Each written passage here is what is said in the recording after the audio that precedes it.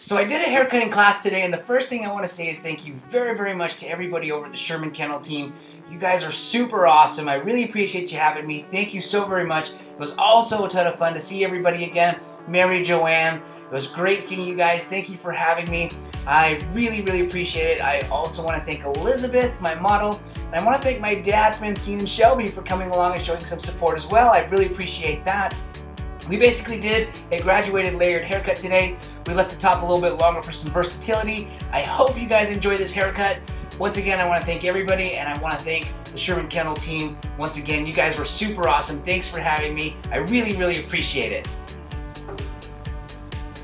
Okay, so I'm just taking it in my fingers first, just to get rid of a lot of that length. The next thing I'm going to do is I'm going to cut it much cleaner by taking my scissors, actually putting them onto the skin without holding the hair, so that I can get a nice closer line. You want to pull the ear back, obviously, so we don't cut it. And you're just going to go through and kind of clean up this line, sharpening it up. You want to keep the sections nice and clean, straight down, and then you can part it away. And then we always know where we're working. So this will be straight back. This first section will be straight back. Okay.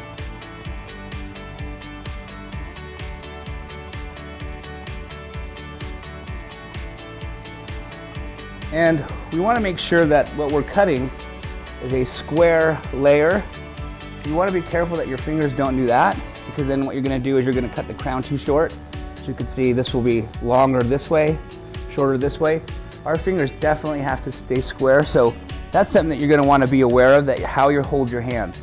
The technique is center section there, but it's still up to you to know how you're going to hold your hand. If you're going to hold your hand, diagonally, you could not ruin the shape, but change the shape that you were going for.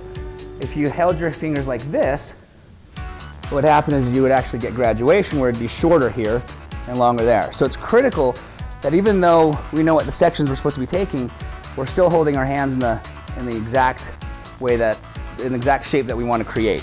Make sense? Okay, good. So in this particular case, I want to also make sure, if I'm going to cut a square layer, it's also critical to make sure that your client's head is straight up and down. For example, sorry Elizabeth, I'm going to tilt your head down. If she tilts her head down and I pull straight back, square, and then when she puts her head back up, it makes it a graduated line. So it's critical again to know how your client's head is positioned as you go to cut this square shape. So a lot of things to keep in mind. So nice square line, straight up and down.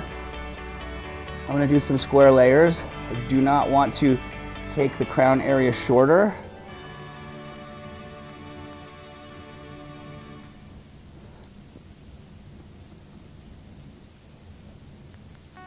Okay, after you cut your section, comb that hair down, take a peek at it, see how it's laying.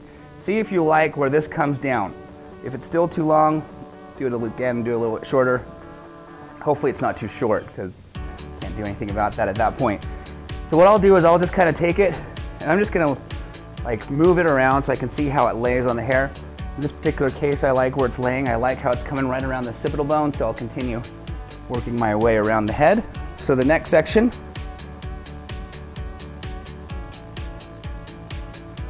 is just going to be to the side of it.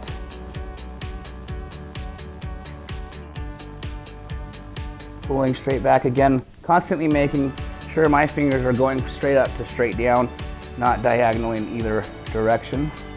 And then again, just combing that down so you could start to see how that's laying right there. So you can assess if you're liking the way it looks. You don't want to go through and cut the whole side and then take the time to look at it and go, should have gone a little shorter. You want to do it with each section.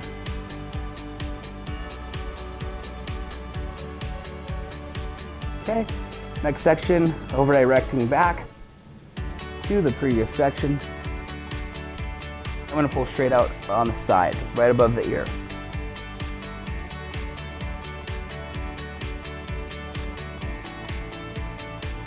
Okay, so I don't know if you can see that, but I'm just starting to create a little bit of layering in through the side.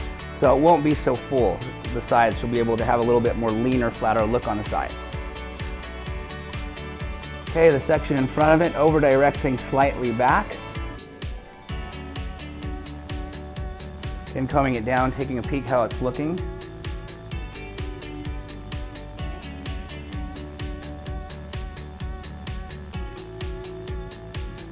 And then just go ahead and comb all the hair in the front, slightly back. Again, I'm over directing slightly back to maintain this length up here. Okay, so I'm gonna take a section here in the middle, this right here at the neck area.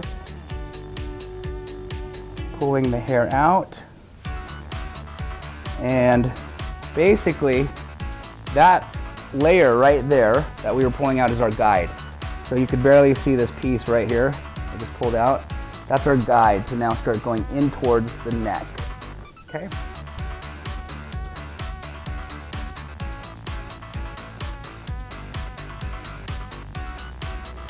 So pulling it out, there's our guide right there, the short piece right here.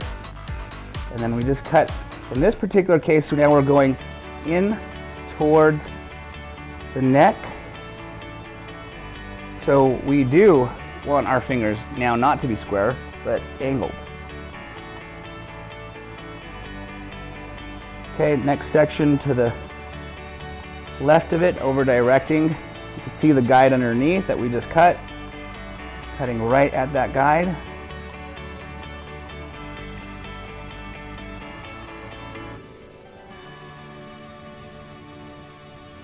Okay, next section over. Look for the guide underneath.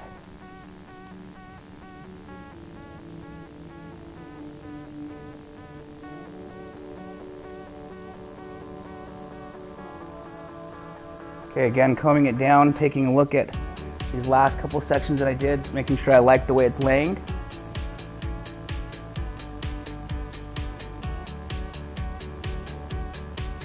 Okay, again, you can see the guide. Can you guys, I don't know if you can see it in the back, but can you see how we can see the guide underneath? Is that visible back there? Okay, good. So always following the guide. Okay, so now I'm taking another section. It's critical that I find my guideline underneath.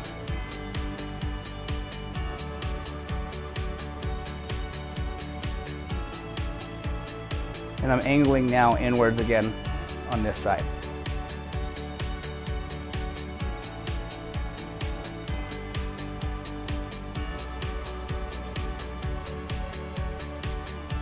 Okay, pulling to the previous section.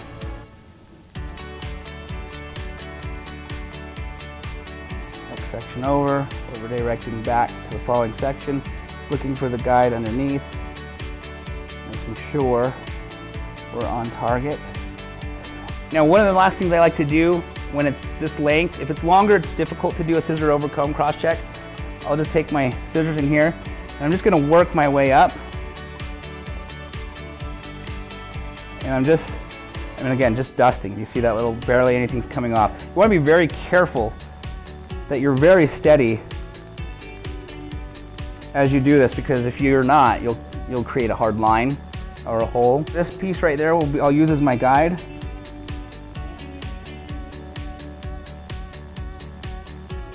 And I'm just going to take tiny little cuts.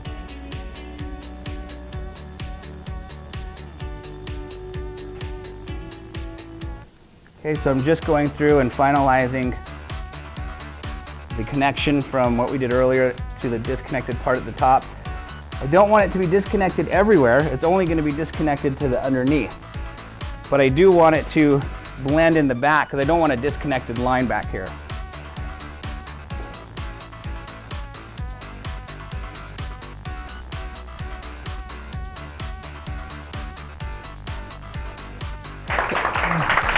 Thank you.